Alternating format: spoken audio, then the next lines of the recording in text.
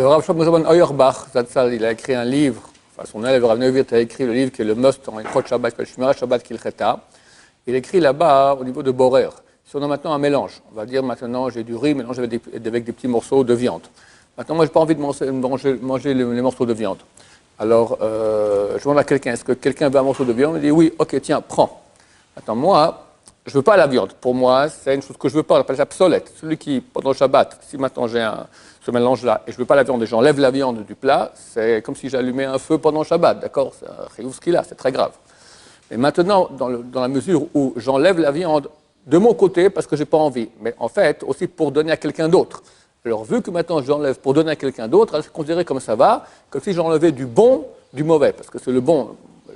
Ce qu'il veut lui maintenant, c'est la viande, c'est pas le riz, d'accord? Donc je prends la viande, c'est le bon du mauvais et c'est permis.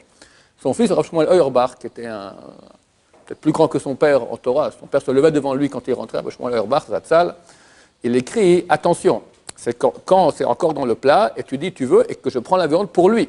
Mais si maintenant moi je prends la viande du plat dans l'intention de donner à quelqu'un s'il veut. Tu veux? Quelqu'un veut un peu de viande s'il vous plaît? Non, personne ne veut? Bon, ok, tiens, prends. C'est trop tard, parce que quand j'ai enlevé, je n'ai pas enlevé, mais que j'ai enlevé pour donner, mais ce n'était pas encore certain que je trouverais quelqu'un. Donc là, c'est comme si j'enlevais du mauvais du bien, parce que l'essentiel, c'est que je ne voulais pas avoir maintenant la viande dans mon plat. Quelqu'un, maintenant, il a un plat de riz et de viande ensemble. Mais ce n'est pas qu'il n'a pas envie de manger la viande. Lui, il n'a pas envie de manger, il n'est pas en train de manger. Maintenant, il dit, bon, je vais enlever la viande maintenant, voir si quelqu'un veut.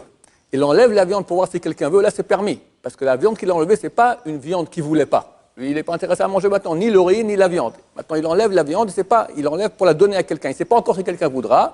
Même si à la fin, personne ne veut, d'accord, il le remet dans le plat ou le met à côté, ça va. Parce que l'intention était, maintenant, il a pris la viande dans une intention de donner à quelqu'un. Donc, il a pris du bon, du mauvais.